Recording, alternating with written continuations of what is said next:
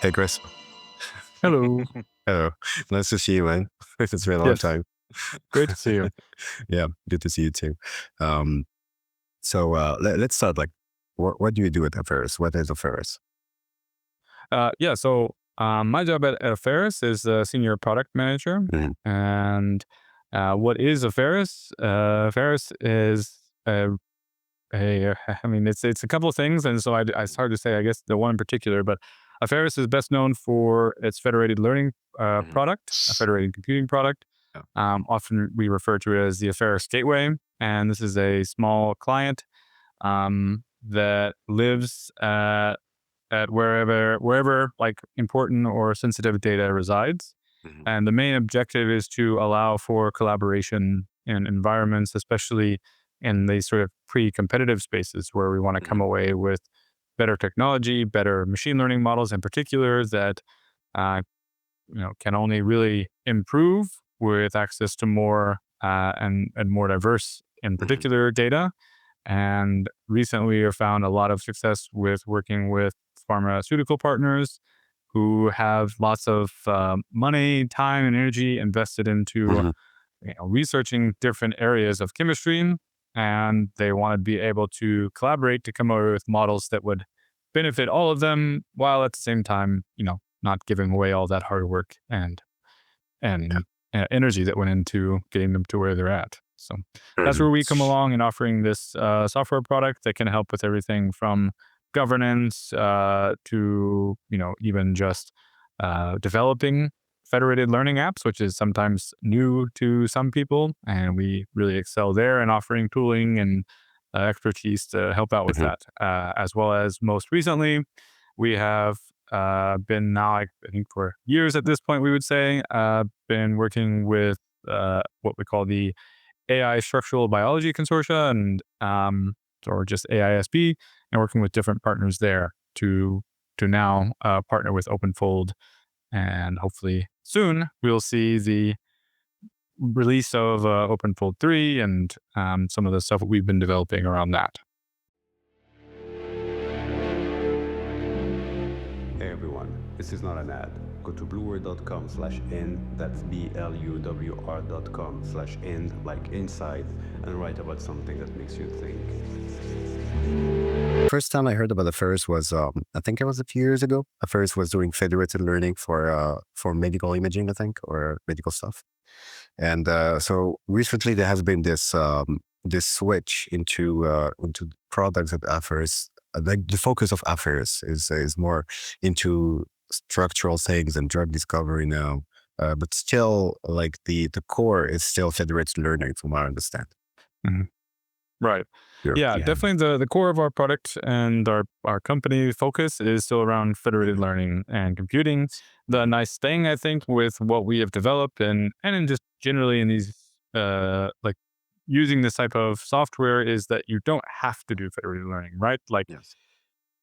you can, and it's usually the more valuable proposition here is like Mhm. that's why you're interested in us. But a lot of times it's also we've seen like a layer up, which is just around governance and access. Mhm. So maybe your pharma site that has access to more like data sites, so like hospitals or these things that have data that historically has just been siloed Mhm. and you don't have access to. But now in this case, the that individual hospital maybe even has lots of patient data that you could review and get some analysis on, but they could never give you direct access to it. So this could even be a way to, just basically send a remote computation and just get the insights out of it without ever, needing access to any of that sensitive information. And so all the data stays at the hospital site, the computation runs there, and the results that you get back go through. You can have them go through various like different privacy measures and these things, so that the only thing that you get as the like researcher is really just the specific insight you needed, and nothing that can link back to patient information. And then, of course, you can expand that into doing that in a federated setting as well. Mhm. Yeah, that's super interesting, and I think Apheris has a very interesting position with this federated learning, because basically what you're doing is you are jailbreaking data. That's But in a more legal sounding way, hopefully. yeah. Yeah. Yeah, that's the best way I can express it. But what I want to say is, just you have all the different entities that have gathered data across time, and that data is obviously very valuable. But the issue is you don't want to share this data with everybody. You don't want to share this data necessarily with your competitors. You don't want it to be online. So what you're proposing is a way for this different entities, different companies to basically benefit from the data sets of everybody. Like everybody can basically the model can train on different data sets without revealing the data sets. Yeah, exactly. That's definitely the goal. I mean, a lot of times it's not even if it's like a want situation, maybe they find that legally they can't give you access to data. And so this can be something that complies still with regulations and laws, while still protecting patient privacy, or, and then on the other end of just protecting IP and protecting more like financial concerns around things. So, Mhm. and yeah, it's unlocking access to data for sure. Yeah. And so I think yeah, there's lots of potential there. Okay. Yeah, I prefer looking too. But I think it's really important what the Ferris is doing. That I think the positioning is really smart also, because from what I've seen in being both in on the clinical side and also the research side is that there's actually a lot of data that you cannot access. There's a lot of Uh, data, and as you said, it's not just competition; it's also legal requirements. GDPR, for example, the fact that you cannot just share information sensitive information about people to anybody, which is, in my opinion, a good thing. So that yeah, definitely. yeah, so that requires technical innovation to be able to do that and to be able to leverage all this wealth of data that's actually usable, but not necessarily easy to access without technologies like Apheris is building. Yeah. Yeah, definitely agree. I think that there's a lot of benefits in some of the regulations that do exist for just protecting, your personal information. And as we have seen as well, we have a research team dedicated to like these privacy measures and coming up with what we call threat models. We also publish all of this as well as like a lot of other, you know, things to try and bring this to people's attention as well around like machine learning models and especially of course related to federated learning and precautions to take and if anything at the end of the day making sure Cool. that if there's like any what we would even consider risk that we bring that to at least to awareness where we go you should be comfortable going forward if there's anything there or if we need to develop specific methods to protect this type of information whatever the data might be then we can do that or at least partner with the different parties to like make sure everyone can align on what's acceptable and not. And just being really clear and transparent, I think is exactly the benefit that like our software brings, which is this governance layer on top. They Mhm, access all the data owners always have direct control over their data and what computations can run mhm, on their data. And it's just they are always the ones in control. I think sometimes this is even almost a the like challenge sometimes where you need somebody maybe at one of these sites that doesn't have a large staff and maybe not even a large technical presence to be able to manage these systems. So what we do is like bring in something that we find so far has been really usable by even non-technical people because we know that that's not always the case around like who's owning the data and you need to be able to relay like clearly any potential like privacy risks or anything like this to those same people as well. So mhm, that's the like I would say not just a technology challenge, and it's just becoming more around awareness and like making sure everyone is always on board mhm, because of the sort of high stakes regulations and things like this that mhm. everyone should be informed. Yeah. And so how does the technology present itself? Is it a client that you deploy on the client side? Yeah, exactly. Yeah. So it's a small client. The gateway itself, you actually deploy it like if it's a hospital site or a pharma site, you deploy it there, and it communicates with what we call the orchestrator. So there's only like one-way communication to prevent like any sort of potential bad actors from sending bad requests to the gateway itself. Of course, we take all the expected, I think, enterprise precautions around encryption and Uh-huh. transit at rest, and there's a lot of like really extra built-in security features that Mhm. this is really good for our product. It adds some complexity sometimes when trying to deploy into these already Mhm. secure environments to make sure that all of these security features are adding up, and usually it's us saying that we need more security from the site even, just because we have a really strict set of standards that we have to make sure on who and what type of communication can happen with the Mhm. gateway, especially to and from the orchestrator, or just from the outside at all. But what this means is that this client piece lives where the data is. It's in charge of actually at that point, our main federation backing is backed by NVIDIA Flare.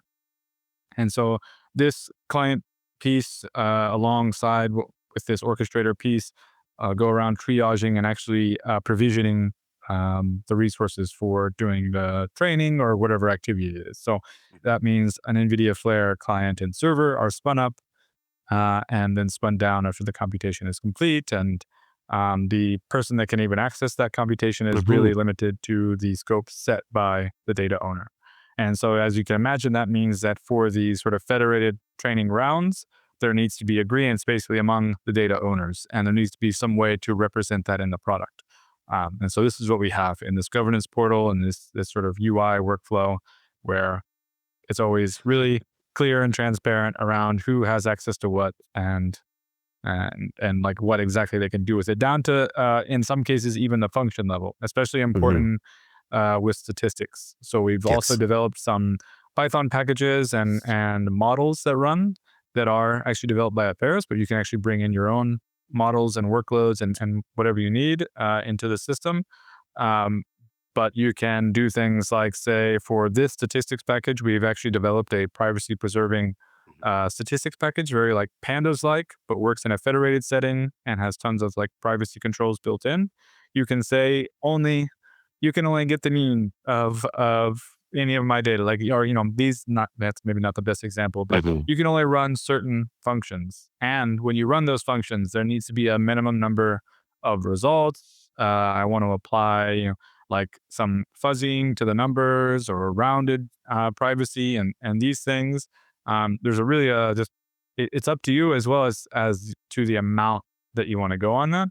But I think that was our first big pillar, which was we knew stats are necessary, but there's not great solutions out there for that. So this is just one of the different things aside from just the gateway itself that we offer to make sure that everything can stay as secure and private as possible. Okay. That's okay. It's complex.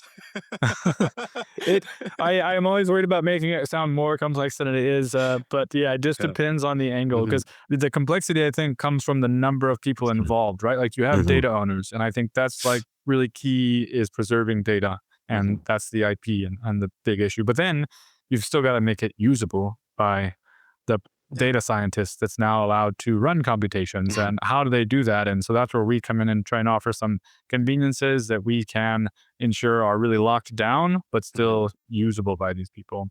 And then you have these sort of like you know intermediaries around like doing auditing, or like the pharma companies themselves being able to make use of the results of all of this Okay. effort, and making sure that the value still comes in there, and just making all of these parties work well together, and then also deploying into really complex, typically enterprise, Mhm. slash pharma environments, and then having the security protections around all of that. We have really Mhm. regular pen testing, like from different third parties, and including a lot of like we're in the benefit of a lot of pharma companies when we do work with them. They kind of require to do their own pen testing, Mhm. and so this is for us. It's great because we get that sort of feedback and input, which I think sometimes for a software company is challenging to like justify budget for this, where for us it's not just a like requirement from us, it's a requirement directly from our customers.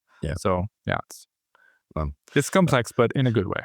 It's I get okay. No, I also I understand more the complexity of product design basically, Hmm. because now you have Yeah. from what I understand, you have two basically.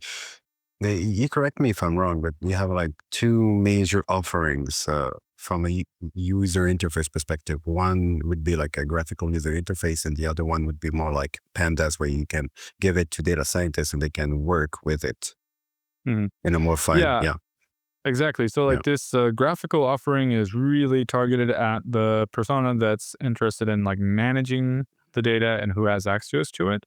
And then this like the statistic function is just one example of what Mhm. a more like data science person might be doing. That I would say that like entry point is the like developer slash data science Mhm. entry point, where maybe they want to do stats, maybe they want to run some model like we were talking about, like maybe at some point you want to do Uh-huh. a training round across multiple sites for one of these protein folding Mhm. applications, like or models like OpenFold that we were discussing. So you need a platform where you can run that computation. And as a data scientist, I need some interface that's a bit more natural to me. Maybe then going to a UI that needs to work maybe out of my Jupyter notebook or as a part of a script or Mhm. just a part of my like company's pipeline where I'm pushing things through. Mhm. And just being able to manage that, as well as just to maybe not dig into too much of the complexity. But Mhm. when you're talking about these different sites, it's like this site deploys to AWS. This site deploys to a machine they have in the back of the server room, and this site does something also completely different, Mhm.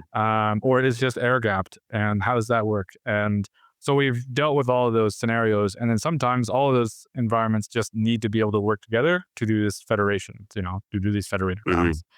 And I think definitely kudos to our team that they have kind of made that work in a seamless sort of way. Like once it's surprisingly easy to deploy our product. Mhm. It's always just the only challenge really we face is just um, what the environment looks like, Yeah. and once we're deployed, it just kind of works Mhm. from there. Yeah, that's the magic of computer science, like hyper complex stuff, and then you find a way to make it easy for people to use them, and sometimes we tend to forget actually. I mean, not when you're working, obviously when you work on that project, you don't forget this, but it's how complex it is to actually make the stuff, and then have them. But also there's the complexity of making them accessible to people.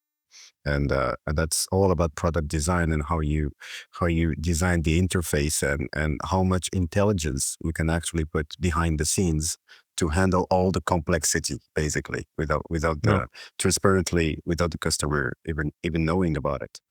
um but I also I get what you mean. I didn't no, no, I get why you need like these two interfaces, because, for example, if you're more on the data science side, you want to run at least a few statistical tests or a few statistical analysis to just know, for example, if that data set is how much is that is compatible with the other one, hmm or do you need to integrate them, and how much do you need to integrate them, and I mean, you mentioned the mean. I think the mean is I mean, it's simple, but I think it's a very good example also, because it's an aggregated stat, which means you cannot get personal information from the people, and it's also something you can use. It's not like super meaningful, the mean by itself, but it's something that you definitely can use to see if your data sets are work together. Basically, if they have the same mean. Uh, yeah. So okay, that's super interesting. So how do you go about designing a product that complex? Well, um, yeah, I don't know, bit by bit, I guess. But I think for us, we started with the goal even before I was there, like this around supporting federated learning, Mhm.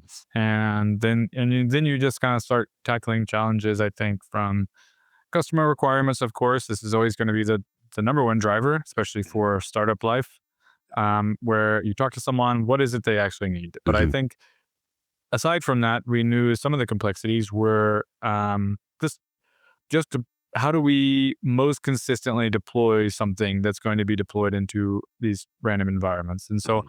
our product actually kind of is like always sort of assumes a bit this like Kubernetes structure, or it almost really even specifically assumes that is going to be a need to provision resources at time of computation, Mhm. and no one can necessarily be involved in that as far as like the provisioning goes. There needs to be some awareness from the product on how to tackle this, and so we just sort of started identifying, uh, yeah, just like pieces of that are like kind of hard requirements. So I guess it Mhm. just really comes down to lots of prioritization around Mhm. that. And we are like very fortunate, I think, to have had a couple really nice like partners to work with throughout Mhm. developing this, especially even in the early days and up until still today, where they helped us just drive, what was needed. And so coming away, I guess the short answer is finding really early, like clear design partners was like really hugely beneficial, because we started at a more broad federated learning space and then just continued to find success in this life sciences side, and now more specifically around drug discovery, even things like now like specifically on this like molecule design. Mhm. So that's like also I was kind of talking about like this new product that we're developing, Apheris Fold. Mhm. It's so first application we're launching with our Apheris Hub package, and so now this is like kind of taken even a third sort of like user space where we say you've done the activity, you've gotten access to the data, you've trained a really like maybe valuable machine learning model as a part of this federation. Mhm. And now you, as a company, have access to a valuable model. What are you doing with it? And in a lot of instances, you need to deploy this model into your own environment. You probably have strict requirements around like this queries that I even send to a model can't ever leave like the pharma environment. Mhm. And so these are historic challenges. And with the hub, we aimed to solve this by allowing them to deploy the model easily in their own environments, kind of using our experience with all this previous deployment challenges we've had and conquered successfully, I think, and now bringing that to a application that we see more like the medicinal chemist persona using, where they just want to submit a prediction, doing like some inference requests for some solution space, some structures that they're working on, and then be able to do things like there's a 3D molecule viewer as a part of the results, and getting access to like PAE, PDE plots, Cool. and these sorts of things, where it's like now a part of their design process and still is also locally deployed. So they're not making any calls out to anything hosted by us. It's all completely isolated in their environment, which does have its own challenges as well. But Mhm. um, so like we came to that conclusion, though, I guess, kind of like come full circle to the start, which was like we had this product, we worked with our customers, and we've continued to work with them to get feedback to say that's a missing piece they have. And so then now we continue to work with them to develop out this, new sort of product line that we have to develop to continue to uh yeah, Okay. just So support them.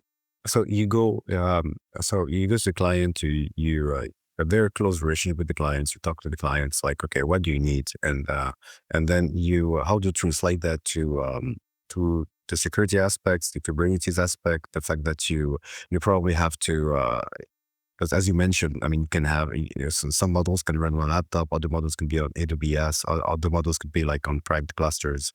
Um, so that's a huge complexity right there. Like if you take, for example, OpenFold, and how do you handle that OpenFold being able to run on different hardware? Yeah, so I think for us, the with OpenFold in particular, and some of the experience that we've had Mhm. in working with them and AISB, is that we came away with a lot of like expertise around that specific model, as well as, I mean, just generally models in this space. That we understand a lot of the specific hardware, requirements and constraints and things that you'll run into, not just in like getting it to work. We kind of like took that model and we have packaged it in a way that makes it easy, like super easy to deploy, and then has an interface that we know in general Mhm. companies are more familiar and more willing to work with. Because we saw a lot of the challenges, and like this is a complex model that is like, I mean, it's a beast. I mean, it's Yeah. like it's amazing. It's like It's a incredible what it's behemoth. doing, but it requires a lot, and even just a little extra on top. Mhm. In a lot of this stuff we work back in with Open Book Yeah. Consortia as well, but just being able to package this up in a way that is Mhm. easy to deploy basically into any environment, and then Mhm.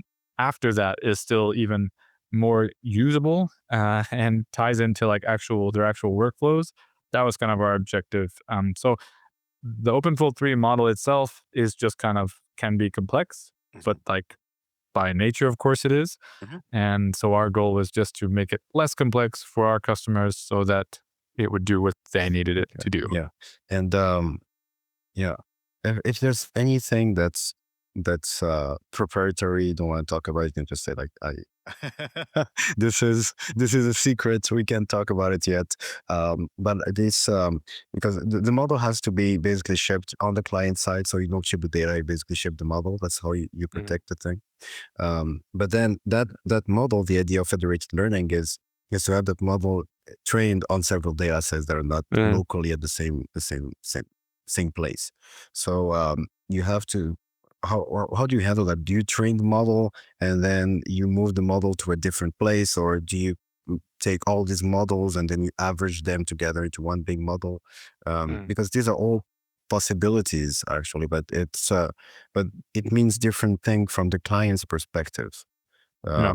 Yeah. So one, if you can, So yeah, please go ahead. yeah, yeah. So with Mhm. that, like whenever, so in the federation side of Mhm. things, whenever we're doing like more training, like if compared to the inference stage, which is more where the Apheris fold and hub come in, if we're back on the training side, we would have basically this gateway Mhm. installed at each site. Okay. And then that means that the model training itself happens at each site.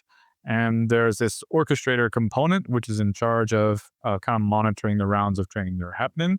So we do sort of a round of training at each, get the weights, sort of do this aggregation step for the weights, and then kind of continue on and keep doing Oh, continuous rounds to whatever number of rounds you want.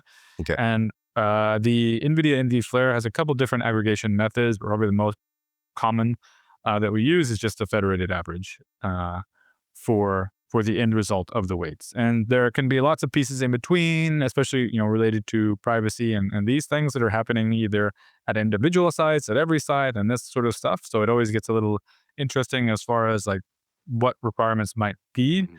But at the base level, that's like a large part of the processes that we're taking advantage of the NV Flare um, like executor aggregators that are happening at each stage. Okay. There's also more from a data privacy perspective. I think it's also more it's smart to do it this way also because models you can actually attack models and you can actually extract data from the models. So if you have a model that's trained specific on a specific data set, yeah, you can create basically a loop that will recreate something very. I mean, you get on the output, you can get something very very similar to the training set. Hmm. But if Yeah. you average everything together, like averaging, the different methods of averaging, but basically, like if you put everything together, it makes it harder to attack the model this way. Yeah, definitely agree.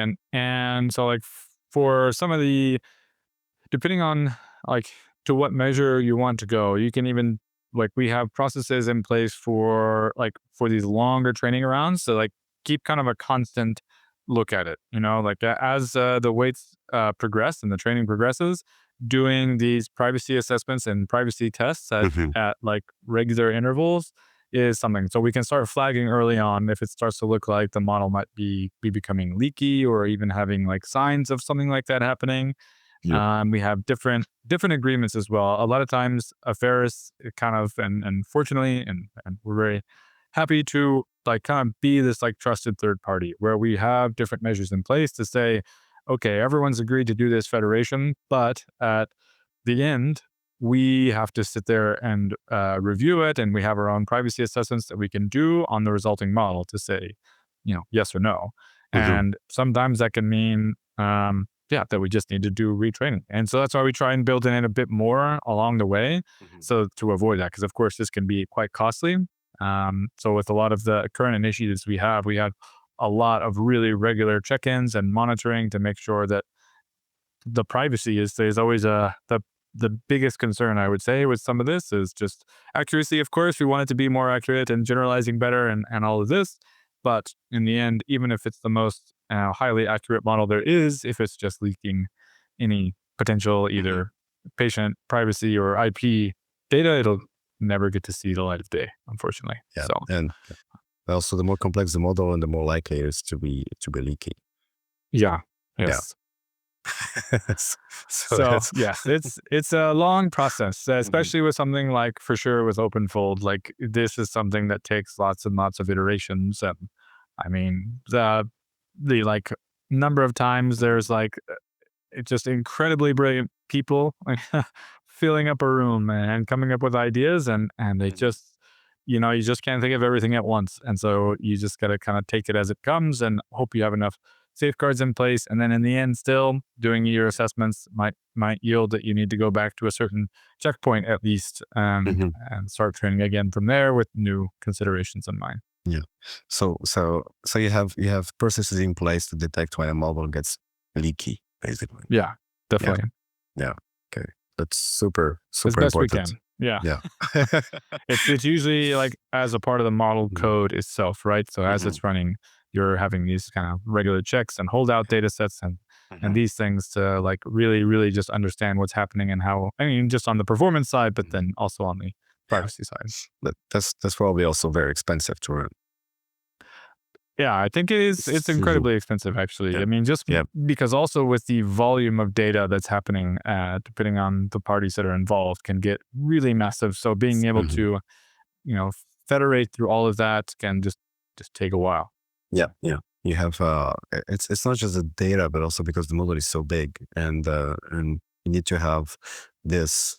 It's not like quality control, but it's like more privacy control measures Uh, on the model that are also probably very expensive to run, because you have to detect if the model is leaky, which means yeah, you have to run the model, like you have to isolate the model, find if it's leaky or not. If it's leaky, you maybe go back to a previous iteration of the model and restart the training from there. So it sounds very expensive to me. It's like it's not easy to do.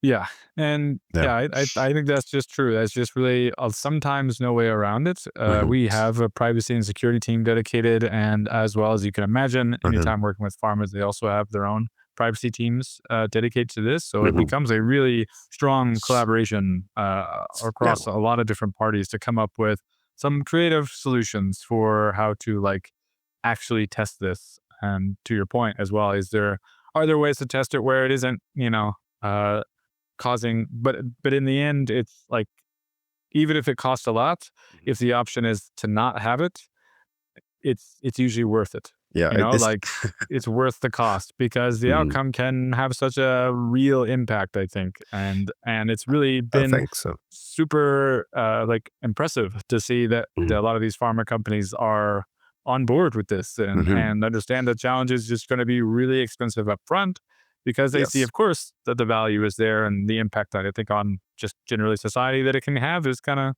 Mhm. is worth the money.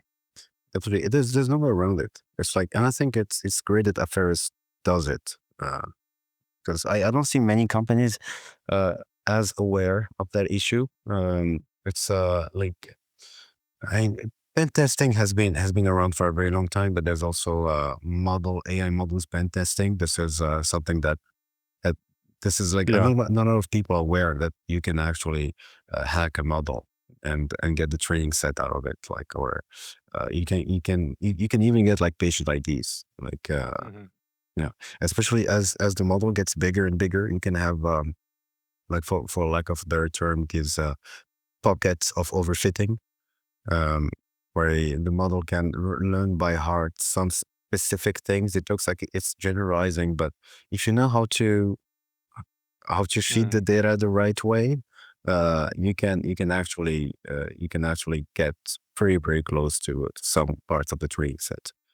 Yeah. And yeah, and that's actually a big issue there, because AI models have no security built in, like absolutely none. And Yes, not their yeah, goal. yeah, they're just like big, big, a set of mathematical functions, one after the other, with zero security, and most people use them as black boxes, which they don't have to Mhm. be, but they most people still use them as black boxes, and the fact that Apheris is spending time and energy solving this big problem of the leaky models, I think is extremely valuable. Yeah, I mean, and we're at the very least doing what we Mm. can to support whoever is also solving that problem, I know. because it is a really complex problem, and so historically, our number one thing has been saying this privacy problem exists, I know. and after our evaluation, it could happen with this model, Yes. and so do you want to take measures to solve this? Mhm. And it's just if you can at least come up with a way to test it and assess the privacy of it, then that at least informs you to decide what you want to do about it. Mhm. I think that even on its own has been a challenge. Like historically, just with machine learning in general, like you said, nobody necessarily maybe cared too much Mhm. before, or it was so abstract seeming that how do you deal with that sort of problem? But if you can at least start testing the problem, then maybe you Mhm. can start working back on solving it. Yeah, I think so. And they're surprisingly easy to attack. Yeah.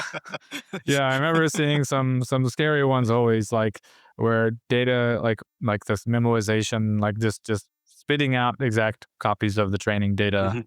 is it's just can be really prevalent, especially with some of these Yeah, like tiny models even. So yeah, especially when you're dealing with generative models, like for example, OpenFold.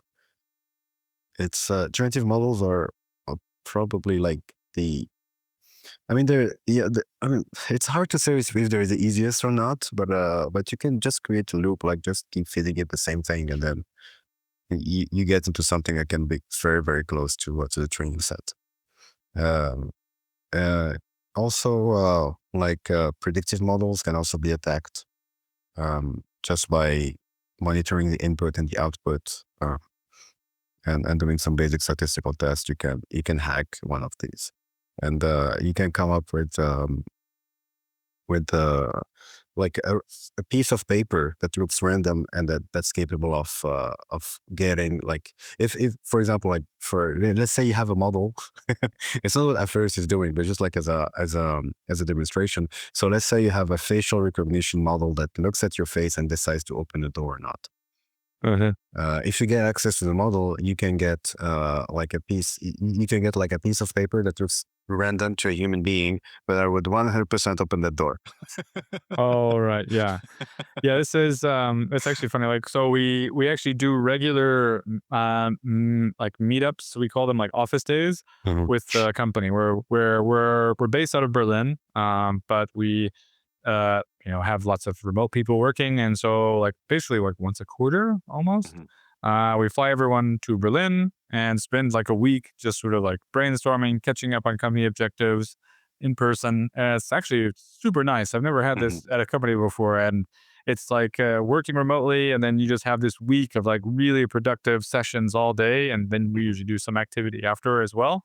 But one of them was around exactly this topic where our privacy team kind of walked us through this idea of like, um, you know, convincing. Actually this topic was around like a Mhm. fashion in this, if you know, like Yes. this data set, and but like putting in saying like a bag was a hat, and you convince the model that pictures of this and you know specific bag is a hat, and it was the same example where then our security team sort of tied it into a sort of Mhm. access management system as well. Or if you convince, if you have bad training data, either maliciously or accidentally, Yeah. and accidentally is the even trickier one, where you can in the end have this model that can be really easily like hacked or just compromised Mhm.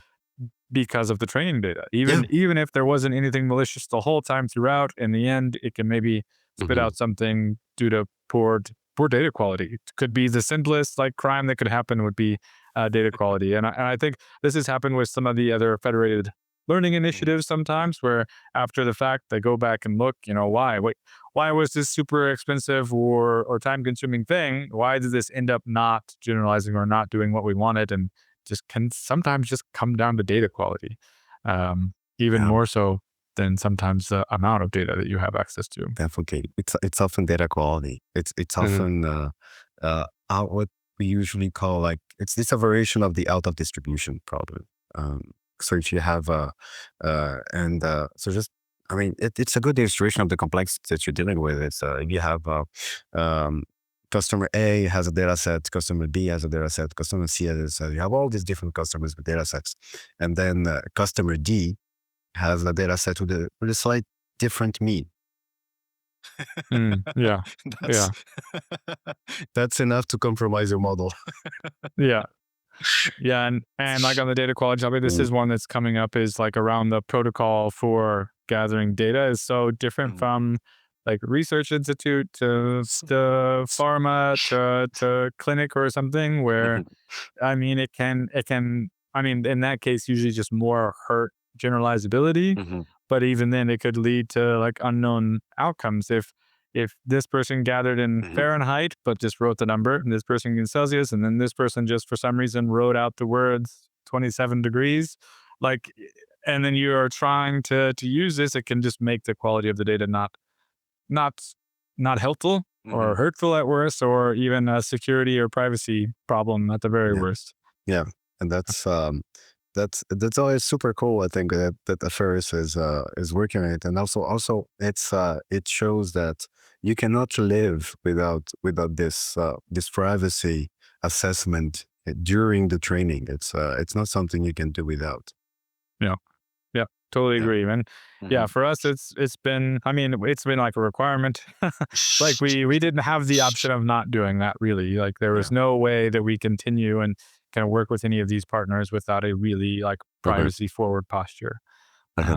So that's something that by force basically that we've gotten pretty good at. So Yeah. And you also mentioned like I mean we can also talk about the basic security basic like the standard let's say security things like encryption in transit, encryption at rest. Mhm. Um, the fact that you worked for a database company for 5 years, did that help you manage this type of stuff? yeah, I mean, I think in particular, so I at that company I was primarily like Mhm, starting out with just on the database side, so mhm, understanding some of the deployment complexities. I think okay. probably that's one of those skills that really helped a lot was just Mhm, exposure to complex deployment environments and like what challenges you have to face there. mhm, And then as we got into launching our cloud database offering at the time, that mhm, really ramped up and really exposed a lot of the environments that can become complex and some of the like resiliency challenges and things like that that come around with that. Um, and then I mean naturally we explored like cloud computing for graph machine mhm, learning, and I think that's the closest thing that now translates here. But mhm, uh, I think definitely the deployment challenges were number one that helped out with understanding even to I would say a more complex degree with some of the mhm. customers and partners that we have now.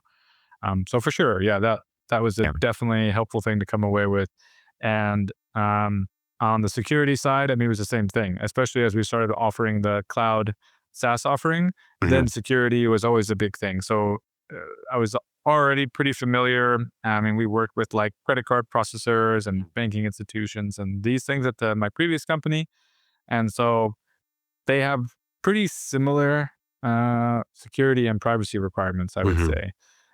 The exception was I don't think I ever came across any banks that were sharing data with each other, or even even in any context of the word share. mhm. Also, because we always like don't want to use the word share data because that's not what Mhm. happens at Apheris. Yeah. You never share data. Data never leaves. Mhm, But even in any sort of collaboration, that was not happening. And I think that can add a layer of complexity where now mhm, you aren't just saying my systems are secure. It's like me and five other parties involved in this activities systems are secure and private, and they followed the protocol and done all the check boxes. Um, mhm. so it's being able to take those and really expand upon them and like solidify them with some of our customers. Okay. Okay. Yeah, you're absolutely right. The sharing, that's an English problem. It's like, I don't think we have a word to. What would you use besides sharing? Because you're absolutely right. I mean, Yeah, the fundamental aspect is that the data is not shared. The training is like shared somewhat, but the data is not shared. That's the whole concept. yeah, exactly. So Mhm. it's like it's the easiest thing to say because you aren't Mhm. sharing data, right? You're sharing insights, and that's Yeah. probably the key is like you are allowing computations to run on your data. Mhm. You are allowing results to be returned to some extent, but yeah, not the data itself. And so, yeah, I mean, it's just like, I mean, I think generally people understand, but it's always like a cautious thing. I was like, yes, we don't, you're never signing up to share your data. That's the whole Yes. point is that it's staying where it should. And only the most required, like minimal, uh, like result Yeah. statistics even are Mhm. what can be returned. Yeah. And you retain full custody of the data, and you Mm. decide what you want to expose. Yeah, exactly. Yeah. Yeah. Um, yeah. So to give an idea, can you give an idea of how complex it actually is to deploy? Well, actually, I mean, so like the product itself, we have made this really straightforward. Let's say, like, if we're working with someone that has some experience around Kubernetes or not, honestly, we produce like a Helm chart, which is something that allows you to kind of like easily deploy. And if if you have access to like some standard compute resources that we can deploy onto, I mean, we've done it in minutes. We've had one of those office days as well, where everyone at the company was in charge of deploying a gateway into a cloud environment. Mhm. And we, of course, as you'd expect, have lots of non-technical people that work at the company as well. Mhm. And this is something that we like really feel confident that complexity wise, we've got it down to as about as simple as it can get. Especially considering that, like you can just follow a guide to do it. So Mhm. complexity can be really Mhm. minimal, but it can also skyrocket, of course, depending on just the complexity around getting access to those resources. And if you're in a complex cloud environment, that can mean layers of security groups and teams and approvals and these things. And it's usually a bit more on the people and approval aspects Mhm. to make sure that every single thing that should be secure Mhm. is secure. And of course, this just takes lots of time and iteration with different companies to make sure that there's only the absolute bare minimal like traffic that's coming through and can they inspect it and can they not and Mhm. how is it secured and whose key management is being used and how is that working. So sometimes it's just more about like do they want to customize the product in a way that fits them, but I would say the large majority of like complexity is just or like organizational complexity Yeah. rather than deployment. Yeah. It's basically the processes of the customer. And Yeah. yeah, yeah. So, but on the Apheris side, you make it as simple as possible to deploy, and then we just need to basically interface with the administration and the different processes they have in place to ensure that the maximum security and I mean these are inner processes of companies basically. Yeah. So each one does basically what they want to protect their data, but Yeah. as best as they can. Yeah. Yeah, I think definitely a shout out to the team for getting it to that state where you can be something that can be so easy to be deployed at all. Just because, yeah, there's a lot of moving Mhm. pieces potentially that you might want to have, and Mhm. so yeah, I think it's quite nice that we got there. But it's always got to work in different environments, which we are aware of. So it's so far I don't think we've ever hit somewhere we couldn't deploy into, and there, like I said, there have been some pretty interesting situations, like Mhm. not necessarily what I would say totally like air gapped, but like we need to set up a machine that's in sent and deployed on site, and then still also has some ability to connect to the rest of the federation, Right. maybe even in like a non-standard way. And this is just what's required sometimes, depending on the hospital or the clinic or wherever it's situated in the Mhm. world. That maybe it doesn't make sense to have it working in this like 100% standard way, but it still has to adhere to all these security requirements. Yeah. That can just mean we need to get creative. The Federated the galaxy of Apheris.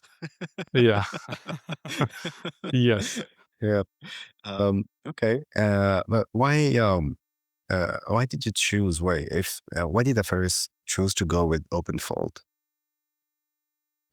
Um, I think it was just more that it was fitting the needs that our customers had. So before that, we were working with different pharma companies Mhm. and different partners, and I think in the end, Federation is just clearly attractive, and it's I do. clearly a solution for a problem.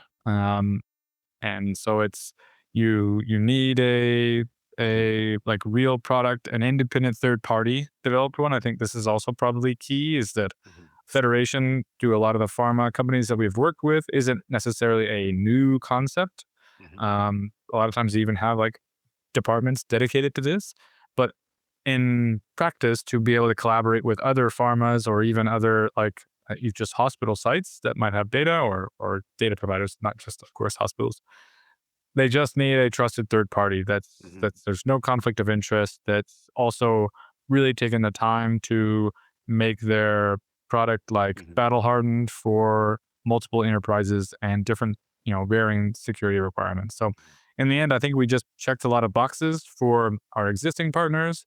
And then so the idea of doing this AISB consortium, this was just like a natural fit for them. Okay. And so it was a really kind of a mutual thing Well, of like, we've got this product, we think this is a good idea, and um, everyone kind of agreed. And then being able to partner at all with the Open Full Consortia has been really cool. okay. And is is the fact that it's open source, that it starts in university, did that help? Yeah, so I mean, it's like Mhm. a combination effort, right? So it's like led Mhm. by the Open Full Consortia, and then for us on the AISB side is being able to support all of the efforts that they're doing with our gateways and any of our expertise around model building. But then in particular on the AISB, this is allowing the pharmas that want to put their time and energy into developing this open source model, like this gives them motivation to do so. Like they can really Mhm. help out with building out this open source model, which I think in general, I mean, most customers and partners that we work with all the time are always Mhm. kind of looking for open source projects to contribute to. I think, which is always kind of cool, like previous company was also open source. And I think that Mhm. there is a difference sometimes in sentiment where Mhm. you don't always come across companies and even industries as a whole that are interested in contributing Mhm. to open source. But at least in my experience so far with the pharma companies that we work with, which are quite a few, Mhm. all of them have some interest and some drive Yeah. to continue to contribute to open source. Mhm. So I think that's a big motivator. But then in the end, of course, they're still a business and they need some way to tie that to like business objectives. And so I Mhm. think that's where we come in and say, you can develop this like cutting, bleeding edge model basically, Mhm. and then this is how you get more than just that model. You get something now that is really proprietary in a way Mhm. while still contributing directly to open source with the model Yeah. code itself, but maybe having your private model weights that you don't share. Yeah. Best of both worlds. I mean, really, and in Yeah. the end, I think it is, and Mhm. it's worth everyone's kind of time to come away then with Mhm. the absolute best base model, Yeah. because now you have this incredibly performing model, trained on public data. They'll release the public weights for that Mhm. model as well. And then as an individual pharma or as this AISP consortia, then Mhm. you can do your own federated fine tuning on top of that model and Yeah. really have something Mhm. like, extra cutting Mhm. edge. So Yeah. I think that's attractive on multiple fronts, I think. Definitely. And open source is, I think open source doesn't get enough credit. I think most, most of the technological advances that we have today are completely like almost 100% due to open source. Like Yeah. the whole internet runs on open source. Like even if you buy a camera, the software, the cameras now have computers inside. Yeah. The software is open source. AI, obviously, I think everybody was really surprised at how fast things moved, but that's mostly because of open source. Because AI is really an open source market. Like really, from it's in the DNA basically of AI research. Even the papers at conferences are, you don't have to pay; anybody can read them. We have extraordinary tools like Keras and PyTorch are free and 100% open source. It's like when I remember what we had to do in like 2008, you still had to do your derivations by hand and then code that in C. So we we went like we are now a very long way from doing that. We're at a level where Yeah.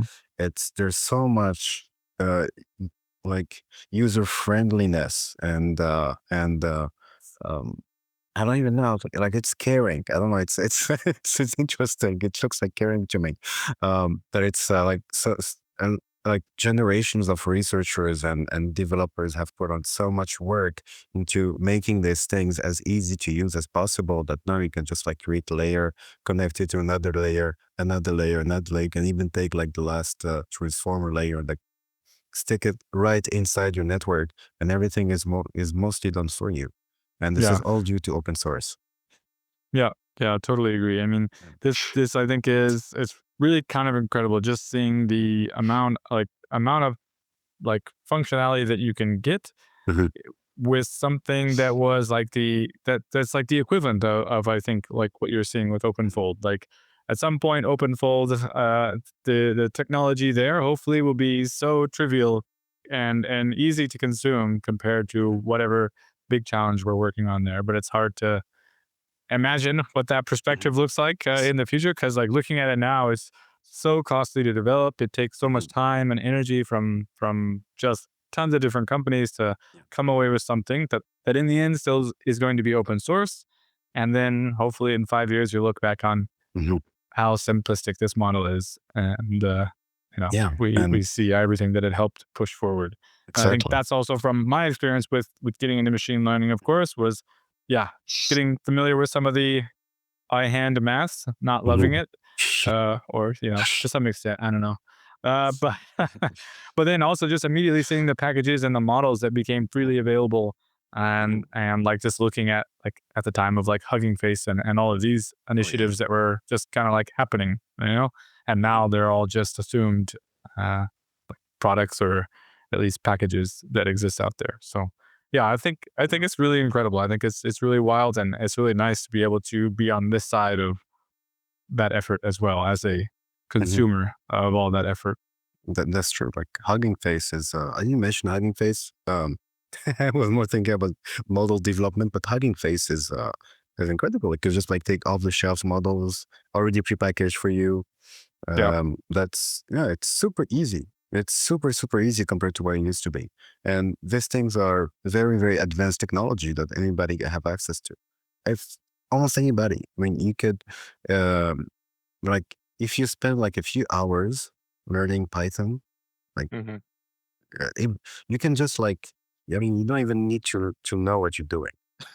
Yeah. and, and you can use like very, I mean, you have access to these like amazing models. Um, so it's yeah, it's crazy. This is all due to open source, and yeah, so there's a real benefit into participating into the open source community. It's really is a huge benefit for everybody. No, and I mean, with this, with Indie Flare, that's also open source. So Mhm, that's like our backing, and that's where a lot of our contributions go up. mhm, And we're also like this statistics package that I mentioned. It's like privacy preserving and federated. There's a mhm, specific piece that we count like don't quote me. I think we're already there. If not, very soon, like trying to like clean this up and make it available open source because having mhm. what we call the federated data frame. Yes. So just a data frame that you can use for federation, not just with our statistics package. That's been like Mhm, the work is like taking it out of that so that you can just use it on mhm, its own. We think is quite powerful. And we've had a hard time finding a replacement for it. So that's why we continue to develop it.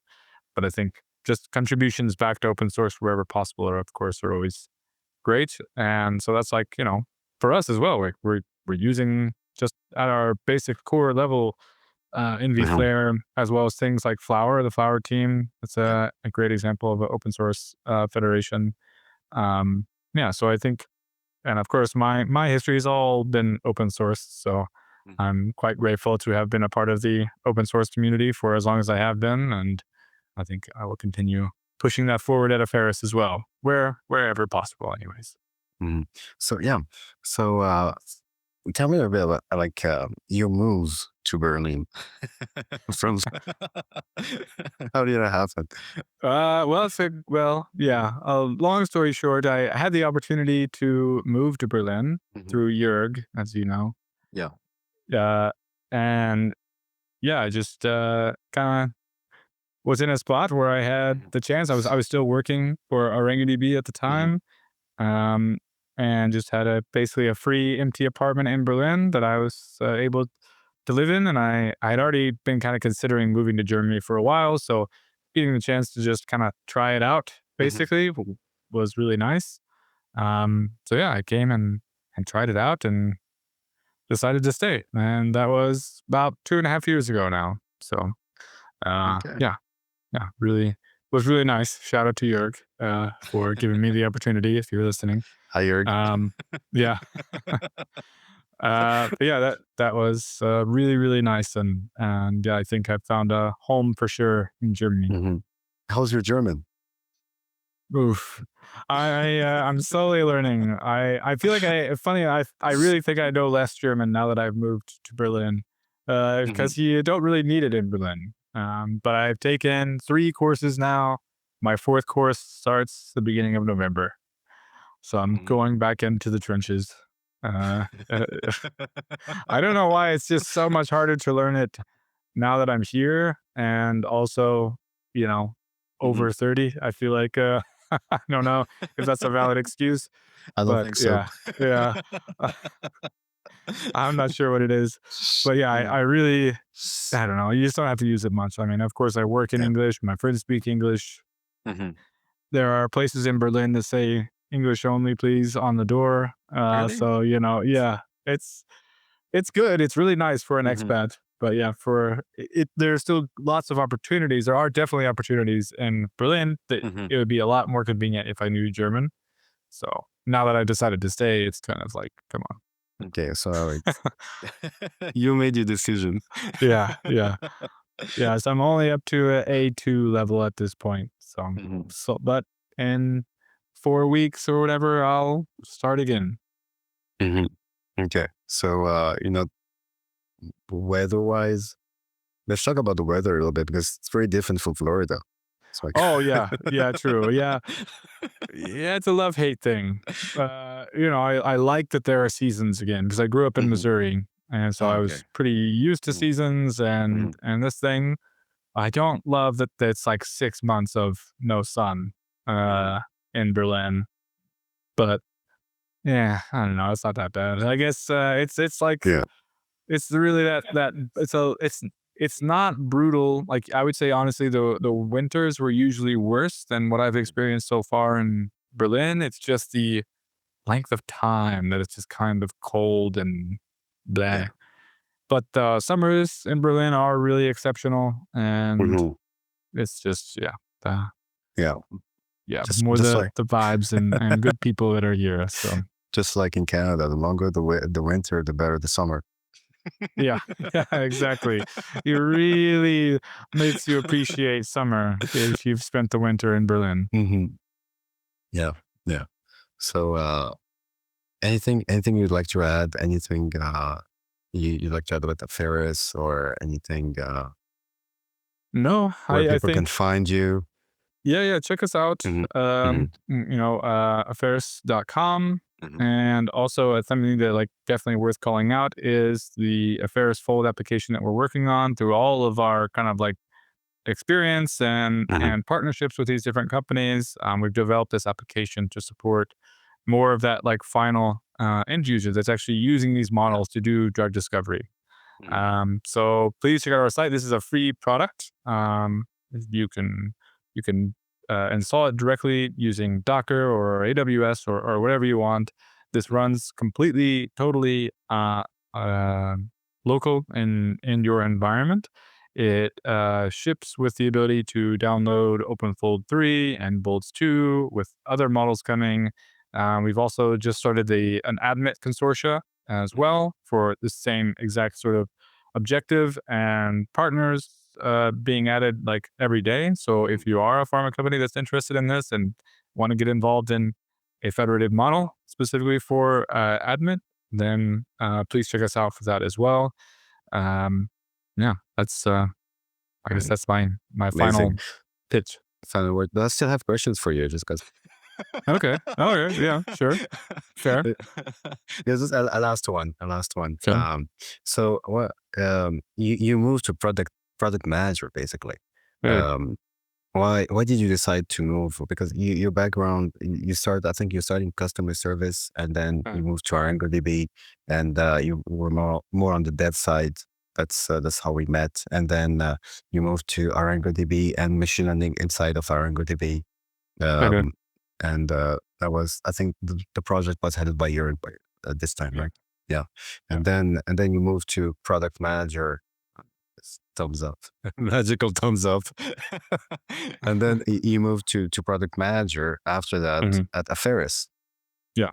That's an interesting curve. Yeah. Yeah. So I got my start in tech basically immediately, like when I was in college. So Okay.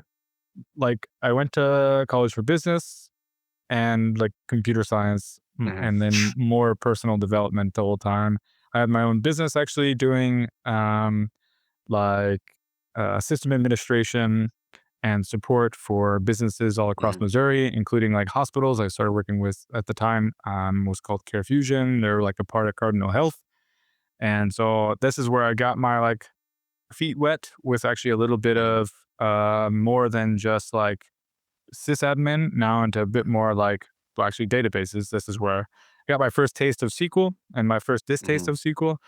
Uh, and then from there, yeah, worked with at the same time. Actually, it was like doing some customer service, but mostly focused on this sysadmin, and then Mhm. into development. And I really decided at one point I just wanted to do development, so I stopped what I was doing and focused solely on that. And did that for a few years and joined ArangoDB.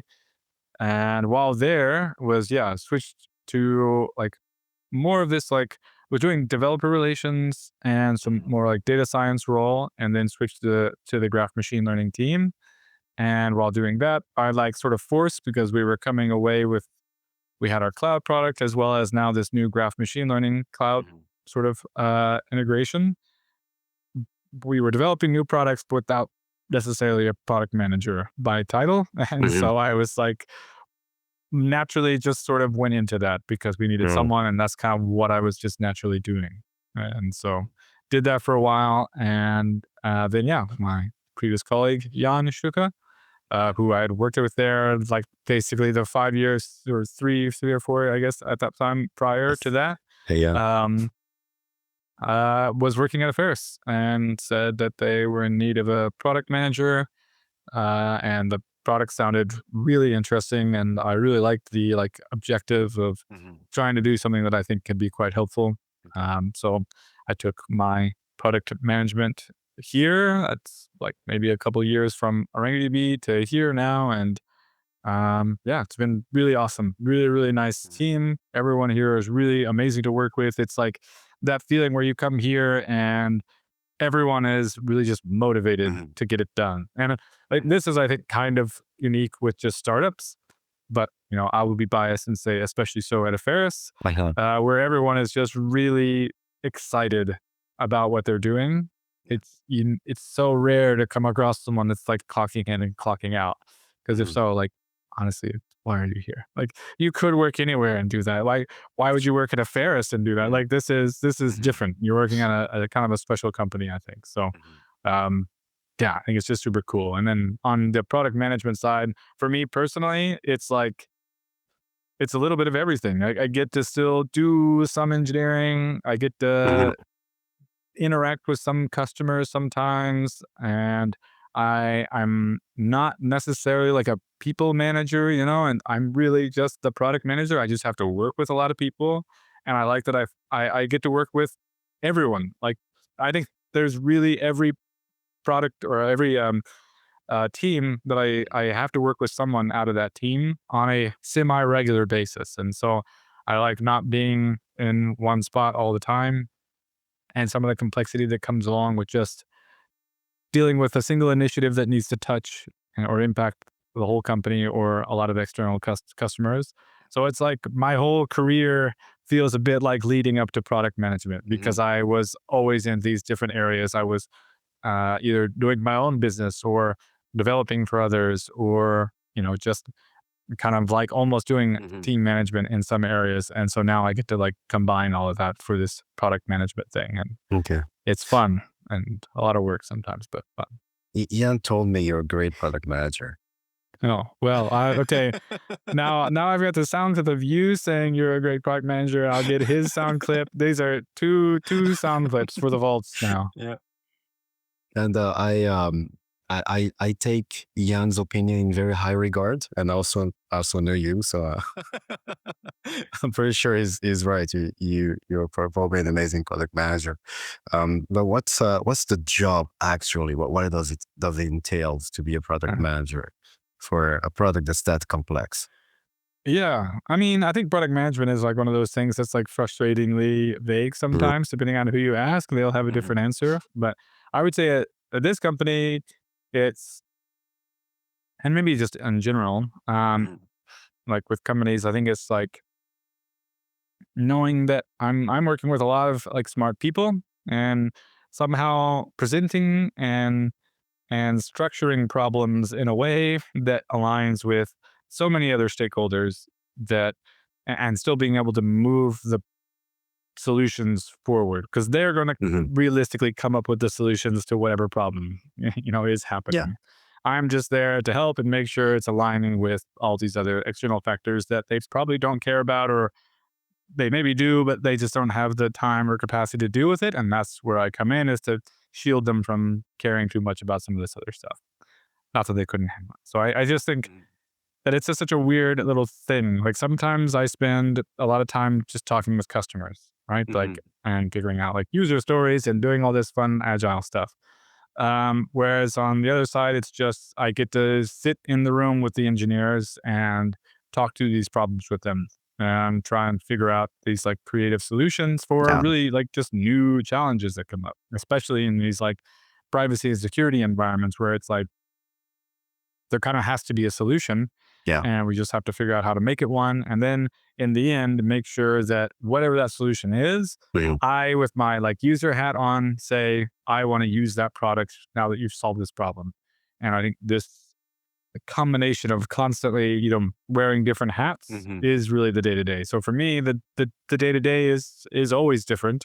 Mhm. And yeah, I'm just really, I think you, as a product manager, just have to acknowledge that I'm usually not the smartest one in the room, right? Like I'm almost never the smartest Mhm. one in the room, and Mhm. that's like my special skill is like working with people that can solve the problems and making that a cohesive thing across many different like yeah That's so stakeholders cool. and lines of business, I guess. Yeah. So you're a bit like open fold, handled by Apheris. You move from one space to another, you learn from everybody, you integrate Yes, that. exactly. Yes. I mean, really, it is collaboration. Like, truly, I think product management is just being a Yeah. good collaborator. So and it's also federating different teams. Yes. Yes. Really, it is Mhm. taking ideas and averaging them around until it makes sense. Until it makes sense. Perfect. I think it was a great one. Thank you, Chris. If there's anything you still want to add, feel free to do so. We still have a little bit of time. Hmm. No, no, I think that's it. Shout out to the team if Mhm. there's anyone listening, and yeah, check us out, ferris.com. And no, feel free to also like connect me on LinkedIn or shoot me a message or an email. I Mhm. imagine if you send an email anywhere to Affairs, I somehow have visibility on it. But you can message me directly, c.woodward@affairs.com, or just feel free to find me on LinkedIn as well. Perfect. Thanks, man. It was great. Thank you. Huh.